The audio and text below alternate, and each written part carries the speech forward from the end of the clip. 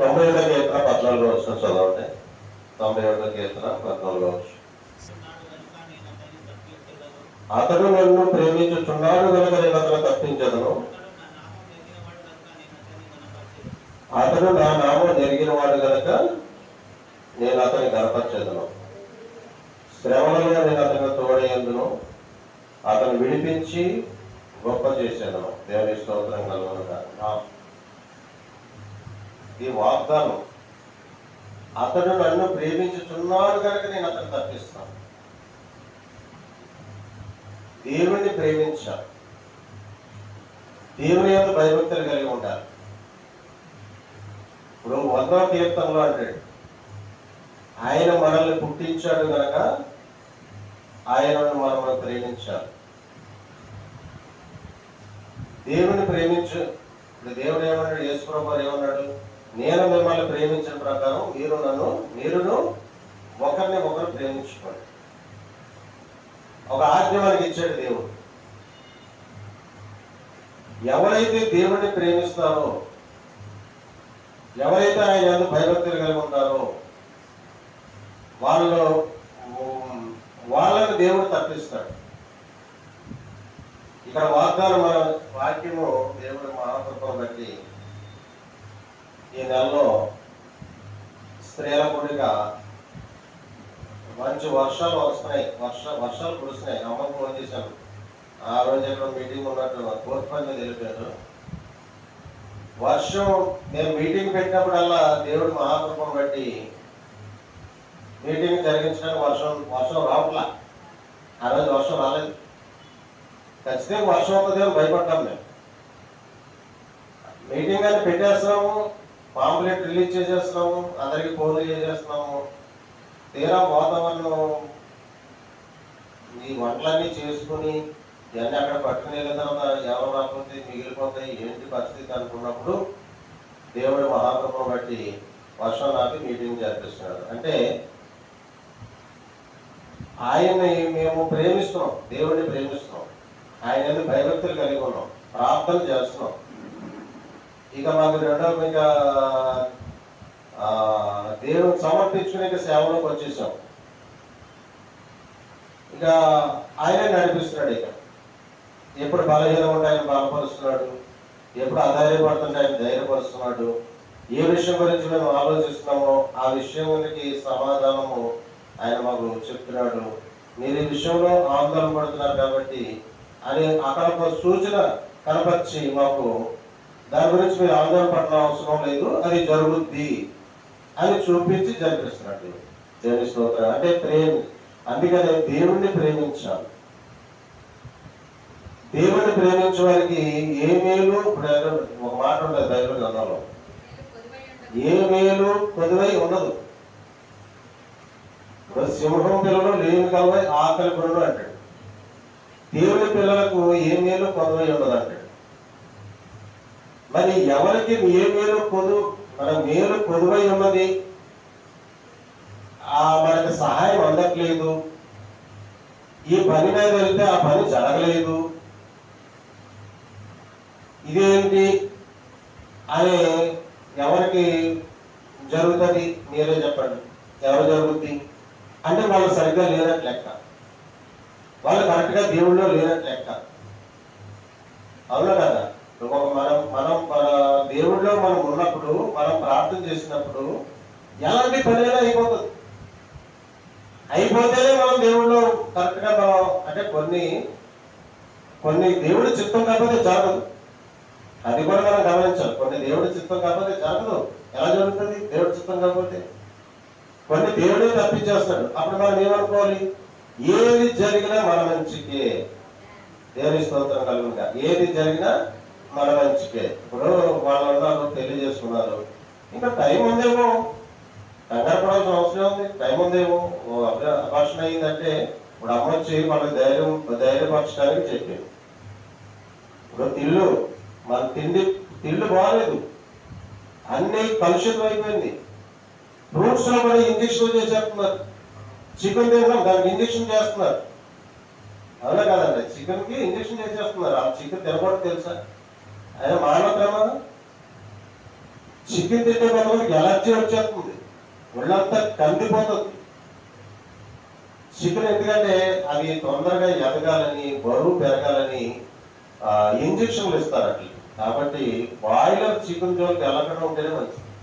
అవసరమైతే డబ్బులు వారానికి ఒకసారి చికెన్ తింటాం అనుకోండి, 15 రోజులకు ఒకసారి 4 రోజులు తినండి.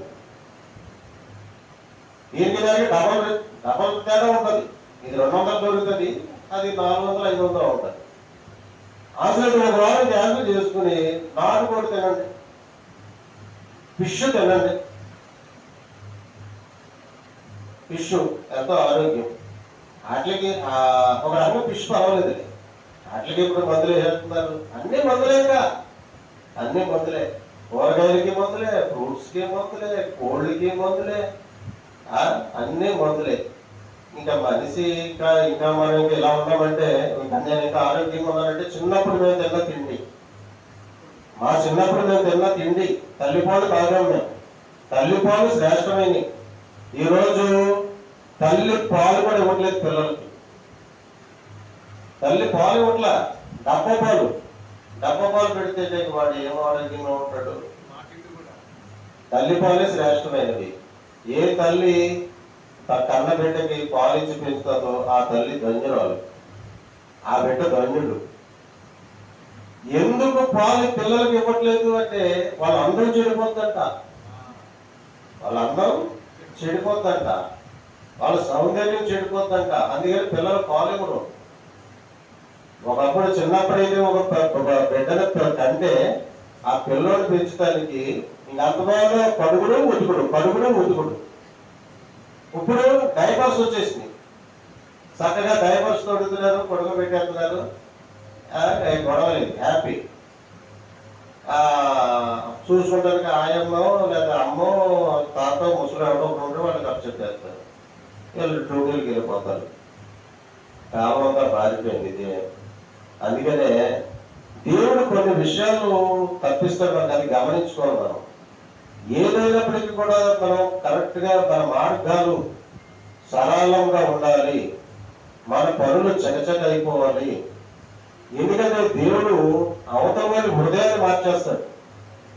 మనం ఒక పని మీద వెళ్తున్నామంటే అక్కడ దేవునామం పనిచేసినప్పుడు ఆయన హృదయం మార్చేస్తాడు. దేవుడు మార్చేసి మన పని పూర్తి చేసి పెడతాడు.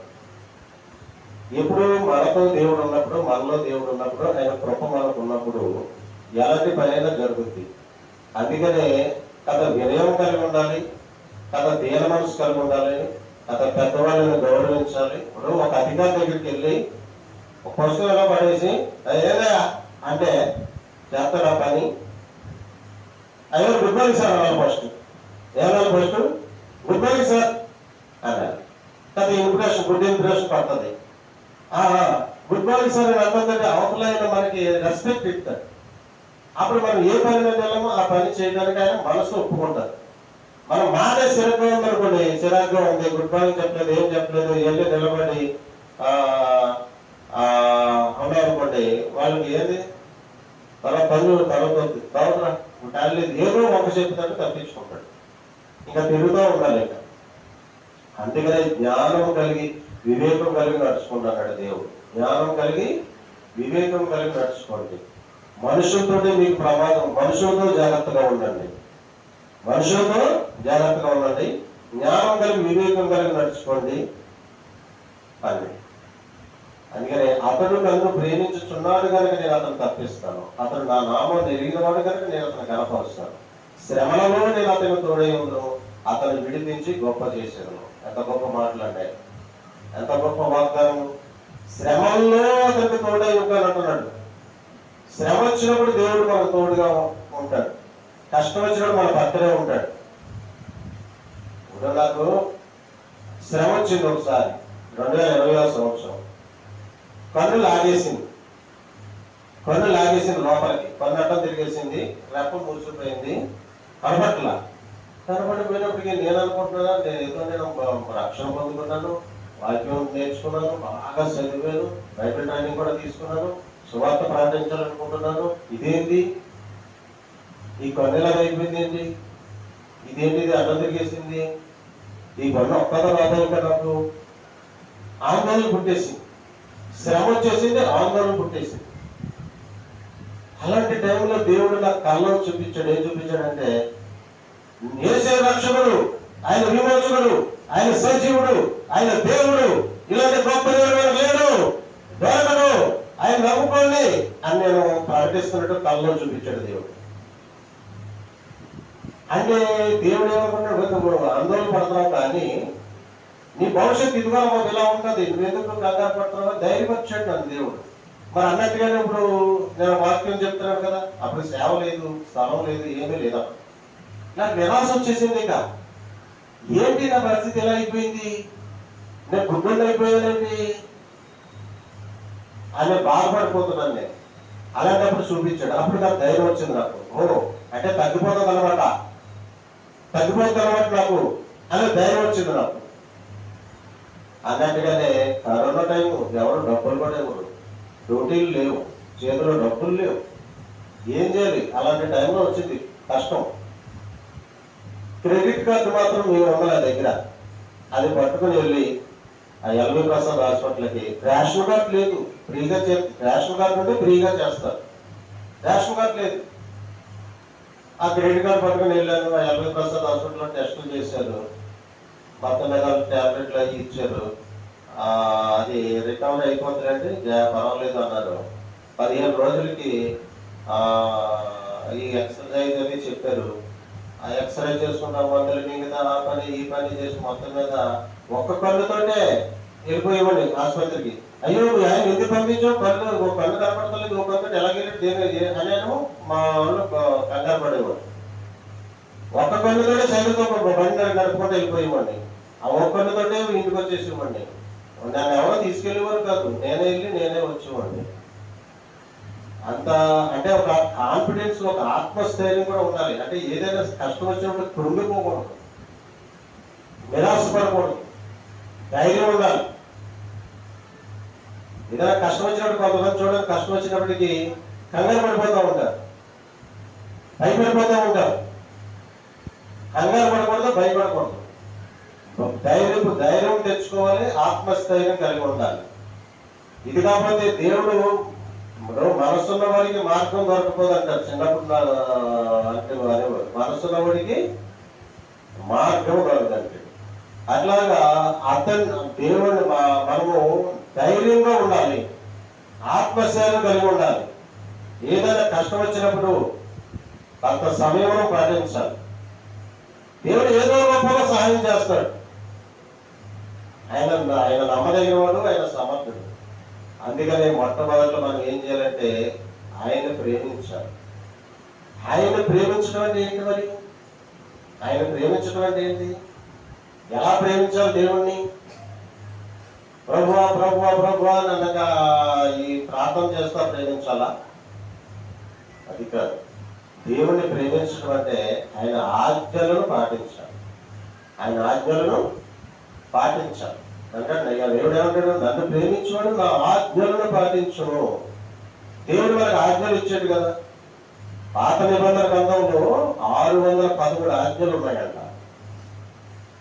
తర్వాత 613 ఆజ్ఞలు ఉన్నాయి. అవి కాకుండా నిర్గమకాండంలో మనకి 10 ఆజ్ఞలు ఇచ్చాడు. 10 ఆజ్ఞలు. నిర్గమకాండం 20 అధ్యాయం కదా, నిర్గమకాండం 20 అధ్యాయులు 10 ఆజ్ఞలు ఇచ్చాడు. ఆ ఆజ్ఞలు పాటించాలి. ఆ ఆజ్ఞలు పాటించాలంటే మొట్టమొదటి ఏం చేయాలి? మనం ఆ ఆజ్ఞలు మన హృదయంలో ఉండాలి. 10 ఆజ్ఞలు మన హృదయంలో ఉండాలి. దేవుడు నేను తప్ప వేరొక దేవుడు లేడు. పైన ఆకాశం ఉంది కానీ, కింద భూమి ఉంది కానీ, నేల ఉంది కానీ, ఏ విగ్రహమైనా రూపమైనా చెక్కకూడదు, వాటి సాగిలు పడకూడదు, వాటికి నమస్కరింపకూడదు. దేవుడిచ్చిన ఆజ్ఞ ఇది. ఇప్పుడు చూడండి, ప్రపంచం అంతా విగ్రహాలు పెట్టేసి ఇప్పుడు పూజలు చేస్తూ ఉంటారు. అయితే బైబిల్ ప్రకారం మీకు అంత కష్టం అవసరం లేదు నాయన. మీరు ఒక విగ్రహాన్ని తయారు చేసి అక్కడ పెట్టి దానికి మీకు అంత కష్టం అవసరం లేదు. ఆ దేవుడు ఆత్మ కనుక ఆత్మతో సత్యంతో ఆరాధించండి అంటున్నాడు దేవుడు. వీళ్ళు తెగ కష్టపడిపోతూ ఉంటారు.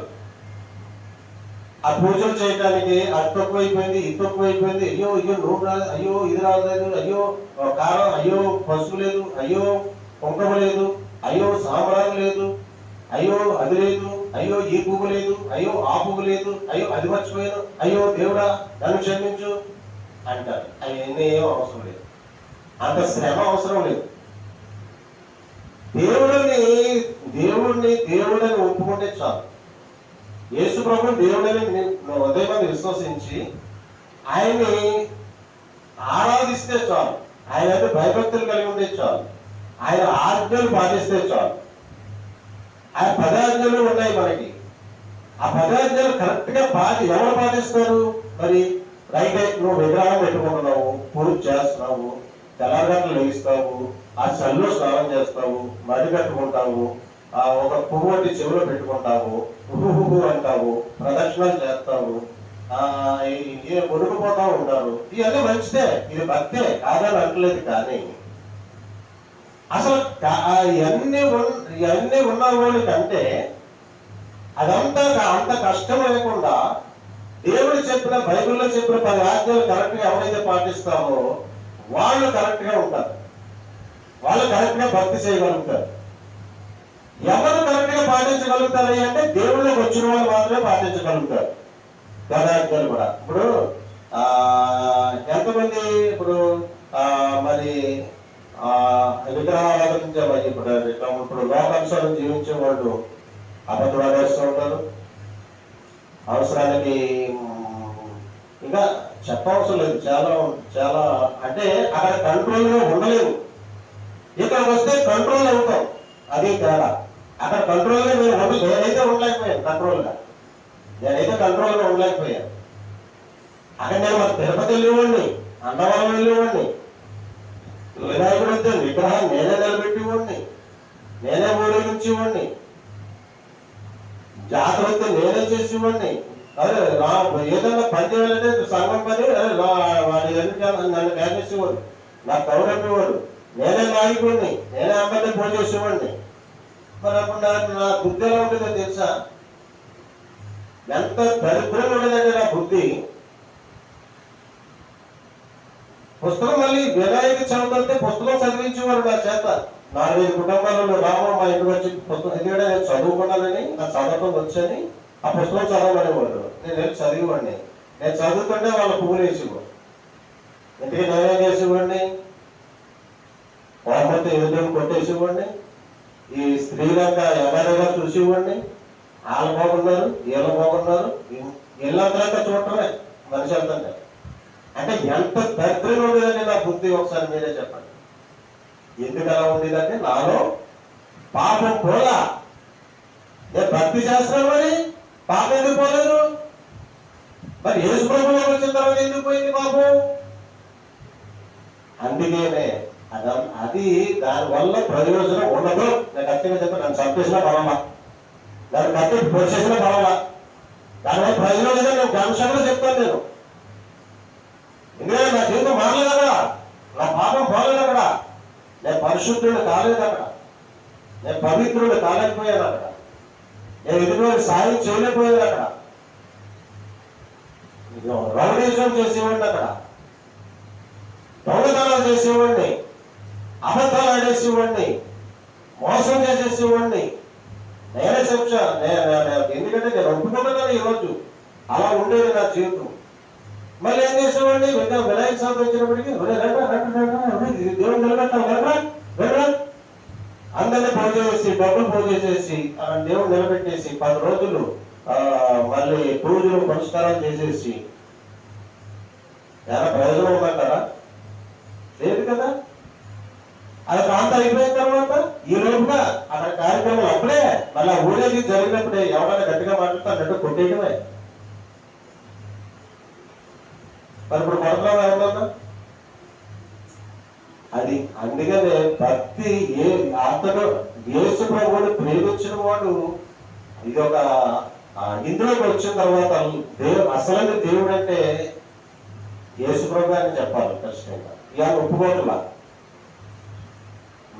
వాళ్ళకి ఏంటంటే వాళ్ళకి ఒక ఫీలింగ్ బాగా వస్తుంది అక్కడ, ఏం చేసేది భక్తి కాదా, మేము కొలిచేది దేవుడు కాదా, వీళ్ళే పెద్ద పరిశుద్ధుడా, ఆ దేవుడే గొప్ప దేవుడా అనేటప్పటికీ ఇక్కడ కలహాలు వస్తున్నాయి, గొడవలు వస్తున్నాయి. కానీ వాస్తవాన్ని చెప్తే అది ప్రయోజనకరమైన భక్తి కాదు, కానే కాదు. అయితే వాళ్ళు కూడా కొంతమంది మంచిగా ఉంటారు, కరెక్ట్గా ఉంటారు. వాళ్ళు ఎందుకు మంచిగా ఉంటారంటే వాళ్ళకి తెలియకుండా ఆజ్ఞలు పాటిస్తారు. వాళ్ళు కొంతమంది వాళ్ళకి తెలియకపోయినా, బైబిల్ తెలియకపోయినా, పరిశుద్ధ గ్రంథం చదవకపోయినా, ఈ ఆజ్ఞ తెలియకపోయినా కొంతమంది పాటిస్తారు. ఎందుకంటే వాళ్ళ తల్లిదండ్రులు నేర్పినటువంటి కొన్ని లక్షణాలు కొన్ని ఉంటాయి. వాళ్ళు చెప్తారు మంచి చెడ్డ, అవి వాళ్ళు తెలియకపోతే దొంగతనం చేయకపోతే వాడు చేయడు అంటే అది చిన్నప్పటి నుంచి అలవాటు అయి ఉంటాడు. కొంతమంది అబద్ధం ఆడకూడదు తల్లిదండ్రులు చెప్తే అబద్ధం ఆడతారు కొంతమంది. అలా సంప్రదాయం కలిగిన వాళ్ళు లేకపోలేదు, ఉన్నారు. కానీ కొంతమంది ఉండలేదు. అటువంటి వాళ్ళు దేవుడి దగ్గరికి రావాలి, యేసుప్రభువుని నమ్ముకోవాలి. కొంతమందికి అంటే దేవుడు, కొంతమందికి రక్షణ అనేది అవసరం. కొంతమందికి రక్షణ అనేది రక్షణ కొంతమంది కాదు, అందరికీ అవసరమే. ఇప్పుడు కొన్నేళ్ళు కర్మకార్యాలు చేసేవాడు, భక్తి చేసేవాడు, ప్రార్థనలు చేసేవాడు. మరి ఒక రోజు దేవత వచ్చింది ఆయన దగ్గరికి, కొన్నేళ్ళు నీ ప్రార్థన దేవుడి సమూహంలోకి చేరి, నువ్వు దానధర్మాలు చేస్తున్నావు, నువ్వు మంచివాడివే, నువ్వు భక్తుడివే, మంచివాడివే, కానీ నీకు కూడా పొదువై ఉంది. ఇంకొకటి పొదువై ఉంది ఏంటి? నువ్వు రక్షణ పొందుకోవాలి. ఆయన నువ్వు పరలోకంలోకి చేరుకోవాలంటే నువ్వు రక్షణ పొందుకోవాలి. కాబట్టి ఇదిగో పలానా చోట దైవజనుడు ఉన్నాడు, చర్మపాలి ఇంటి దగ్గర దైవజనుడు ఉన్నాడు, నువ్వు అక్కడికి వెళ్ళు, ఆయన నువ్వు ఇంటికి ఆహ్వానించు, ఆయన నీకు రక్షణ ఇస్తాడు, నీకు ఆయన బాప్తిసం ఇస్తాడు. అప్పుడు నువ్వు దేవుడి రాజ్యంలో చేర్చబడతాను. దూత దేవుడి దగ్గర నుంచి వచ్చి స్వయంగా కొన్నేళ్ళకి చెప్పింది. ఎందుకని? అతను మంచివాడు కాబట్టి, అతను యథార్థవంతుడు కాబట్టి, అతను దాన ధర్మాలు చేస్తున్నాడు కాబట్టి, అతను దేవుడు భయభక్తులు కలిగి ఉన్నాడు కాబట్టి, అతను ప్రార్థన చేస్తున్నాడు కాబట్టి నీకు రక్షణ అనేది అవసరం అని చెప్పి అప్పుడు ఆ పేదరు గారికి ఇద్దరు మనుషులు పంపుతాడు. పేదరు గారిని ఇంటికి చేర్చుకుంటాడు, బాప్తిసం తీసుకుంటాడు, తన బంధువులందరికీ కౌరవుతాడు, వాళ్ళందరినీ ఇంట్లో కూర్చోబెడతాడు, దైవజనుడు చేత వాక్యం చెప్పిస్తాడు, దైవజనుడికి భోజనం పెట్టి సంతోషపెట్టి పంపిస్తాడు. అంటే దేవుడే స్వయంగా ఆయన్ని దర్శించాడు. ఇప్పుడు బైబిల్ గ్రంథంలో అబ్రహాము పిలిచాడు. అబ్రహాము అప్పుడు యేసుప్రభువు అబ్రహాముకు తెలియదు, అబ్రహాము యేసుప్రభువుని నమ్ముకోలేదు, రక్షణ పొందుకోలేదు. మరి అబ్రహాముని పిలిచాడు దేవుడు, అబ్రహాముకు వాగ్దానం ఇచ్చాడు దేవుడు. అబ్రహాము సంతానం ద్వారా ఆయన కుమారుని లోకానికి పంపించాడు దేవుడు. అంటే దేవుడి ప్రణాళిక అంతా ఎవరి మీదైనా ఉండదు, ఆయన ప్రణాళిక ఎవరి మీదైనా ఉండదు. ఎవరి మీద ఆయన ప్రణాళిక ఉంటుందో వాళ్ళనే పిలుచుతాడు దేవుడు. ఆయన ఎంత ప్రణాళిక ఉంది, మనల్ని పిలిచాడు, ఆయన సన్నిధిలో కూర్చోబెట్టుకున్నాడు, మనకు రక్షణ వాక్యం ఇచ్చాడు, మనకి ఉపదేశం చెప్తున్నాడు, సక్రమైన మార్గంలో నడిపిస్తున్నాడు. అందుకనే ఈ వాగ్దానం మనం ఎప్పటికీ మనకి 10 ఆజ్ఞలు మన హృదయంలో ఉండాలి. హృదయంలో ఉన్నప్పుడు ఇది దేవుడి ఆజ్ఞ, ఈ ఆజ్ఞను మనం పాటించాలి. ఈ ఆజ్ఞను మనం పాటించినప్పుడు మనం దేవుడిని ప్రేమించిన వారు అవుతాము అనేది మనకి ఉండాలి. కాబట్టి ఆజ్ఞలు గుండెగా మీరు చదవండి. 10 ఆజ్ఞలు లెక్కలో 20 అధ్యాయంలో 3వ వచనం నుంచి 20వ వచనం వరకు ఉంటుంది. 20 అధ్యాయం ఉన్నాయి కదా. దొంగతనం చేయరాదు, అబద్ధం ఆడరాదు, నరహత్య చేయరాదు, తల్లిని నీ తండ్రిని, నువ్వు గాలిసుకుంటూ నీ తండ్రిని నీ తల్లిని సన్మానించుము. ఈ కరెక్ట్ గా పాటించిన వాడు దేవుడిని ప్రేమించిన వాడుగా ఉంటాడు. అప్పుడు అతను ఎవరైతే కరెక్ట్ గా పాటిస్తారో వాళ్ళని దేవుడు ప్రేమించి వాళ్ళని తప్పిస్తాడు, శ్రమంలో తోడుగా ఉంటాడు, అతను విడిపించి గొప్ప చేస్తాడు, రక్షణానందం చూపిస్తాడు.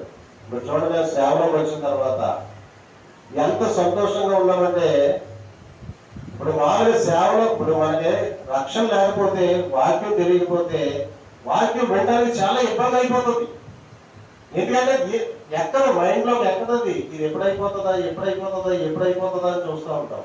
అదే మనము రక్షణ పొందుకొని వాక్యం దైవజనుడు చెప్పే వాక్యం వింటున్నప్పుడు, అందులో రుచి తెలిసినప్పుడు, ఈ రక్షణ యొక్క ఆనందం తెలిసినప్పుడు గంటల గంటల వాక్యం వినాలనిపిస్తూ ఉంటుంది. ఇంకా ఏం చెప్తారు, ఇంకా ఏం చెప్తారు, ఇంకా ఏ వాక్యం చెప్తారు, ఇంకా ఎలా చెప్తాడో చూద్దాం. ఆసక్తి వస్తుంది. ఆ ఆసక్తి ఎప్పుడు వస్తుంది? ఇది తెలుసుకున్నప్పుడే వస్తుంది. మనోనేత్రాలు వెలిగించబడినప్పుడు, గ్రంథం తెలుసుకున్నప్పుడు, గ్రంథం చదివినప్పుడు, ఆజ్ఞలు పాటించినప్పుడు ఇంకా సంతోషమే సంతోషం, ఆనందమే ఆనందం, ఆశీర్వాదాలు, కృప వెంబడి కృప, ఆశీర్వాదం వెంబడి ఆశీర్వాదం. ఏదైనా ఒకటి సక్సెస్ అయిందంటే ఎంత ఆనందం. ఇప్పుడు ఒంట్లో బాగోలేదని ఆసుపత్రికి వెళ్తాం. మనం అనుకుంటాము ఆసుపత్రికి వెళ్ళాల్సి వచ్చిందా, ఆ డాక్టర్ గారు ఏం చెప్తాడు, ఎంత వేస్తాడో బిల్లు, 2 రోజులు ఉంచుకుంటాడేమో. ఈ పాప గారు చనిపోయిన పాప గారు ఒక్కరోజు హాస్పిటల్లో పెడితేనంట 1,60,000 బిల్లు వేశారంట. 1,60,000 తెలుసా? అదే దేవుడి కృప మనకు ఉందనుకోండి, అక్కడ ఒక మంచి డాక్టర్ దగ్గరికి దేవుడు పంపిస్తాడు. వాళ్ళు మనం మోసం చేయరు, ఎందుకంటే దేవుడు ఆత్మ పనిచేస్తుంది అక్కడ, నేను మోసం చేయడం అదే సింపుల్గా వాళ్ళు. నా జీవితంలో ఎలా జరిగింది, ఒకసారి 20,000-30,000 అవుతుంది అనుకున్నాను. 200 రూపాయలతో అయిపోయింది ట్రీట్మెంట్. ఒక ఇంజక్షన్ చేసేసింది, తీసిపోయింది కాదు. అదే మోసగాడు అయితే డాక్టర్ డబ్బులు ఉంచాలనుకున్నవాడు అయితే, అమ్మ కండిషన్ ఏం బాగలేదు, ఇక్కడ పెట్టండి, ఒక రోజు ఉంచాలి అంటాడు. ట్రీట్మెంట్ అంటాడు, మొదలెడతాడు, ఆ టెస్ట్ అంటాడు, ఈ టెస్ట్ అంటాడు. మనం ఏం చేస్తాం, మన మనసు కోసం మనం ఎంతైనా ఖర్చు పెడతాం. మనం టెస్టులు చేయించేస్తాం. X ray తీయించంటే x ray తీయించేస్తాం. ఆ టెస్ట్ తీసినండి, ఈ టెస్ట్ తీసినండి, అలాగా తాత్సారం చేసి 4 రోజులు ఆ హాస్పిటల్ వచ్చుకుని ఇదిగో రూమ్ రెంట్కి ఎంత అయింది, మెడికల్కి ఎంత అయింది, నర్స్కి ఎంత అయింది, డాక్టర్కి ఎంత అయింది, మన జేబు బొమ్మ చేస్తాడు. మనం తట్టుకోగలమా? తట్టుకోలేదు. అది కాక అప్పు అవుతుంది. అక్కడి నుంచి ఆ అప్పు తీర్చడానికి పడాలి పాటలు. అందుకనే దేవుడి కృప మనకు ఉన్నప్పుడు, దేవుడి నడిపింపు మనకు ఉన్నప్పుడు నిజంగా ఎంత సంతోషంగా ఉంటుందంటే, దేవుడు నన్ను తప్పించాడు, ఆనందం. దేవుడి విషయంలో సహాయం చేశాడు, ఆనందం. ఎంత బాగుంటుందంటే అంత బాగుంటుంది. అందుకనే ఆయన్ని ప్రేమించాడు, ఆయన ఆజ్ఞలను పాటించాడు. తర్వాత క్రియలు లేని విశ్వాసం మృతం అంటాడు. కొంతమంది భక్తి చేస్తారు కానీ క్రియలు ఉండవు. క్రియలు అంటే ఏంటి? దేవుడికి దేవుడికి ఇవ్వడం అనేది ఒక క్రియ. తర్వాత ప్రార్థన పెట్టుకోవడం అనేది ఒక క్రియ. గృహకూడి పెట్టుకోవాలి, అదొక క్రియ. ఆ దేవుడికి ఇవ్వడంలో కరెక్ట్గా ఉండాలి, అదొక క్రియ. ఆ తర్వాత ఇంకేంటి? తోటి వారికి సహాయం చేయటం, అది క్రియే. తోటి వారిని ప్రేమించటం, అది క్రియే. ఇట్లాగా క్రియలు, ఈ క్రియలు కలిగి ఉండాలి.